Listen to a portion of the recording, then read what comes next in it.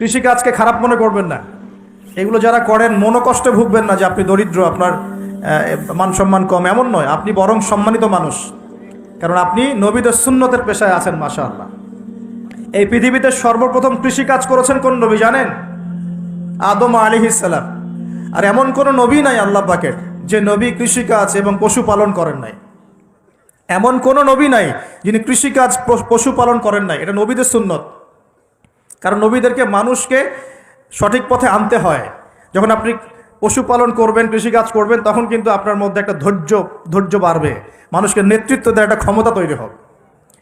তো মুসা আলাইহিস সালামকে আল্লাহ পাক 10 বছর ওই কৃষিকাজ করিয়েছেন, ফার্মে কাজ করিয়েছেন। শোয়েব আলাইহিস সালামের ফার্মে তিনি 10 বছর কাজ করেছেন। কারণ বনু ইসরায়েলের মতো একটা ছিন্ন ভিন্ন জাতিকে তাকে নেতৃত্ব দিতে হতো। আল্লাহ পাক আগে তাকে তৈরি করেছেন। আল্লাহ বলেছেন ওয়াসতানাতুকা লিনাফসি, আমি নিজের জন্য তোমাকে তৈরি করেছি আগে। তো যেটা বলছিলাম, যখন শিরক আর কুফর বাড়তে থাকে একটা জনপদের মধ্যে, তখন আল্লাহর আযাব গজব নামতে থাকে। এই সমস্যাগুলো আমাদের শহরে নাই?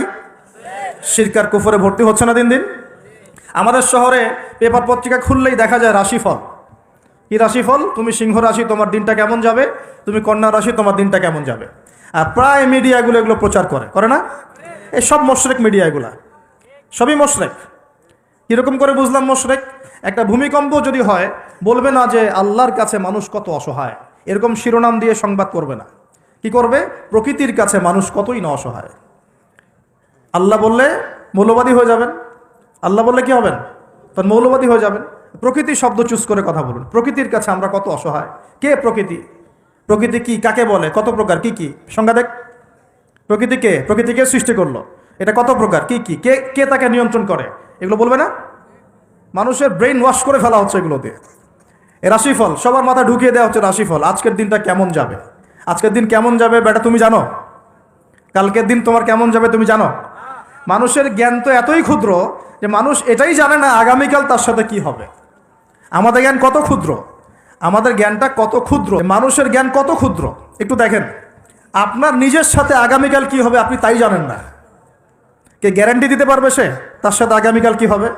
যে মানুষ এটাই জানে না যে তার সামনে আগামীকাল কি হবে, সেই মহাবিশ্বের রব আল্লাহর জ্ঞানকে পরিব্যাপ্ত করতে পারবে নাকি? আল্লাহ পাকের জ্ঞানের সামনে তার জ্ঞান নিতান্তই ক্ষুদ্র। আর আমরা এখন আমাদের এই ক্ষুদ্র জ্ঞান নিয়ে মহাবিশ্বের স্রষ্টা আল্লাহর জ্ঞানকে পেনিট্রেট করতে যাচ্ছি, আল্লাহর বিধানকে চ্যালেঞ্জ করছি, আল্লাহর বিধান কোরআন সুন্নাহর বিরুদ্ধে চ্যালেঞ্জ করছি, বিভিন্ন কলাম লিখছি, বই লিখছি, বক্তব্য দিচ্ছি, লিখছি না? তাহলে আমরা কি আল্লাহ পাকের সাথে আল্লাহ দ্রোহিতা করছি না? এমনকি আল্লাহর রহমত নেমে আসবে না আযাব আসবে? ভালো করে মাথায় বোঝেন লেকচারগুলো, তারপরে আসেন। এই রাশিফল কি শিরক না কুফর না ঈমান, কোনটা? এগুলো শিরক না?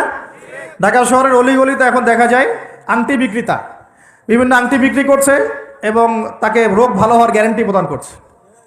এভাবে রোগ ভালো হয়? আংটি পরেছেন, যদি ওর উপর বিশ্বাস স্থাপন হয় যে এই আমার রোগ ভালো করবে, তাহলে শিরক হবে না ঈমান থাকবে না চলে যাবে? কি হবে? কল্যাণ অকল্যাণের মালিককে, রোগ দেওয়া ভালো করার মালিককে। এখন বলতে পারেন তাহলে কি চিকিৎসা করব না? অবশ্যই চিকিৎসা করবেন।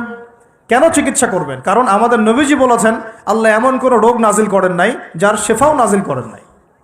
আল্লাহ পাক এমন কোনো রোগ নাজিল করেন নাই যার চিকিৎসা আল্লাহ নাজিল করেন নাই। মানে প্রতিটা রোগেরই চিকিৎসা আছে, অতএব চিকিৎসা করবেন। কিন্তু একটা জড় বস্তু আপনার রোগ ভালো করতে পারবে? কেউ কেউ টিয়া পাখি নিয়ে রাস্তাঘাটে বসে আছে ঢাকা শহরে, এগুলো চলতে ফিরতে দেখতে পারবেন আপনি। একটু ফিলোসফার হন, চোখ দিয়ে দেখেন। ফিলোসফি খারাপ জিনিস না। ফিলোসফি মানে দর্শন, আপনাকে ভেতর থেকে দেখতে শেখাবে। আর ভেতর থেকে দেখতে না পারলে বাহ্যিক চোখ দিয়ে দেখলে সব কিছু বুঝতে পারবেন না। আল্লাহ পাক আমাদের সবার হৃদয়ের চোখটা খুলে দিন, বলি আমিন।